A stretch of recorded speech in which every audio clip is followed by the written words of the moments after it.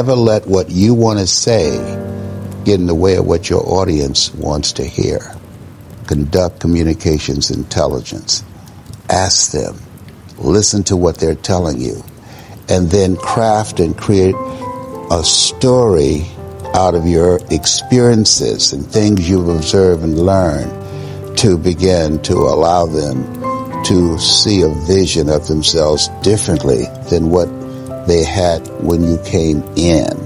Orchestrate an experience. That experience is major. If information could change people, everybody would be skinny, rich, and happy. Most people have goals in life. We would think you got to be goal-oriented. That's the first mistake. Yes, you need goals, but there's something far beyond goals, which is what all successful people have, and that's a vision. A vision is about what you're here to create. A vision that really works is one that excites you. You got to have a vision for what it is you really, truly want. Not what you think you want or what you should have. You've got to focus on you. And as you convince you, as you sell yourself every day, you will begin to see a difference in the things that you're doing. Selling yourself on your ability to perform a job, to achieve a certain objective. Telling yourself every day, here I go again. And I got what it takes. This is my day, and nothing out here is going to stop me. If you will change, everything will change for you. You don't have to change what's outside. All you've got to change is what's inside. To have more, you simply have to become more. And then he said, don't wish it was easier, wish you were better. Don't wish for less problems, wish for more skills. Start working on yourself, making these personal changes. And he said it'll all change for you. When you want to succeed as bad as you want to breathe, then you'll be successful. Where all you want to do is be successful as bad as you want to breathe, then you'll be successful. And I'm here to tell you, number one, that most of you say you want to be successful, but you don't want it bad. You just kind of want it. You don't want it badder than you want to party. You don't want it as much as you want to be cool. Most of you don't want success as much as you want to sleep. Some of you love sleep more than you love success. And I'm here to tell you today, if you're going to be successful, you got to be willing to give up sleep. You got to be willing to work off for 3 hours of sleep, 2 hours. If you really want to be successful, some days you're going to have to stay up 3 days in a row. Because if you go to sleep, you might miss the opportunity to be successful. That's how bad you got to want it. I boiled it down to 5 major pieces to the life puzzle. Let's just review those. Number 1 is philosophy. Philosophy, as I taught the last time I was here, philosophy, in my personal opinion, is the major determining factor in how your life works out. Philosophy, the major determining factor in how your life works out. Philosophy. To form our philosophy, you got to think. You got to use your mind. Got to process ideas. And this whole process over a lifetime, starting way back here when we were children, schools that we've attended, our parents, our experiences, all this stuff that we've processed by the thinking process helps to develop our philosophy. And in my opinion, each person's personal philosophy is the major factor in how your life works out. Here's what I called it in that last presentation when I was here. It's called the set of the sail. Each person's personal philosophy is like the set of the sail. Here's what's exciting about each person's personal philosophy. That's what makes us different than dogs and animals and birds and cats and spiders and alligators. That's what makes us different than all other life forms. The ability to think, the ability to use your mind, the ability to process ideas, and not just operate by instinct. In the winter, I'm telling you, the goose can only fly south. What if south doesn't look too good? Tough luck. It can only fly south. But see, human beings are not like a goose. Can only fly south. I mean, you can turn around, go north, you can go east, you can go west, you can order the entire process of your own life.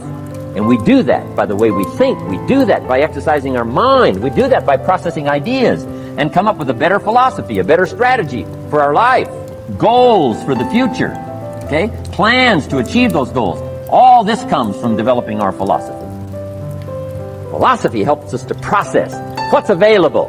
Well, when we get here, we got seed, and we got soil, and we got some rain, and we've got some what? Sunshine, and we've got some seasons, and what? The miracle of life. Now, the key is, what do you do with all this stuff? How do you turn all this stuff that's available here into equity and promise and lifestyle and dreams and future possibilities? All of this that's possible now with human beings, how do you take all this stuff and turn it into this equities and values? Well, it starts with philosophy. What is the seed? What is the soil? What is the sunshine? What is the rain? Is it possible to take some of each of all the stuff that's available and turn it into food and turn it into value and turn it into nourishment, turn it into something spectacular and unique that no other life form can do? And the answer is yes. But you cannot deal with all this stuff and what to do with it unless you start refining your philosophy. Think, use your mind, come up with ideas, and strengthen your philosophy. There is an energy in the universe. There is something that is in each and every one of us. And it's also in the universe. And you are connected to it in a way that is often perceived to be aloof from us, because it's invisible, because it's in the world of what we call spirit, the world that is not material. And I would like to suggest that you suspend your disbelief, allow yourself to know that you're not a human being here having a spiritual experience, but that it's the other way around. You're a spiritual being having a human experience. And the quality of your human experience is really much more dependent upon how you use this invisible intelligence and how you connect to this energy. And once you have an awareness that you can never be separate from it, that you and it, and whatever you call it, it doesn't matter. It doesn't matter if you call it God, if you call it divine presence, if you call it soul, if you call it spirit, if you call it consciousness, if you call it Christ consciousness, you can call it Buddha consciousness, you can call it Louise, you can call it Edna, you can call it Ralph. Alan Watts once said that you can't get wet from the word water. It isn't the word that allows you to experience water. And whatever it is that you call it is something that is distinct from what it is. When I was walking in here this evening on these beautiful grounds, I saw some people looking at the flowers and the different plants that were growing. And as they were looking at them, there was one person who was obviously an expert, a botanist of some kind, and he was trying to explain to each one of the people what the name was, the technical name for each one of the flowers. And I was watching that and thinking, it doesn't matter what you call it. Can't you enjoy? Look at that thing. It's orange, and it just came out of nowhere. There's something very profound about enjoying it and being there with it, rather than being obsessed with labeling it. There was a very famous Danish theologian. His name was Søren Kierkegaard. He once said that once you label me, you negate me.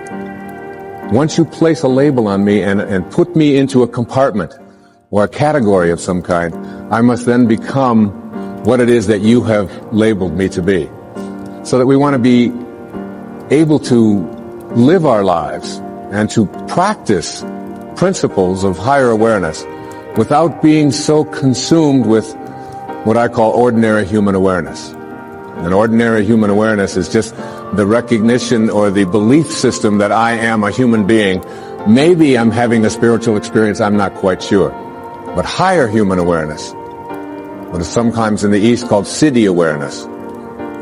In the West, it's been called higher consciousness or Christ consciousness. There's many names for it. But when you get beyond just knowing yourself as this body and this personality and this thing that you inhabit, and begin to realize that who you are is that which was never born and can never die. When you recognize your eternal self.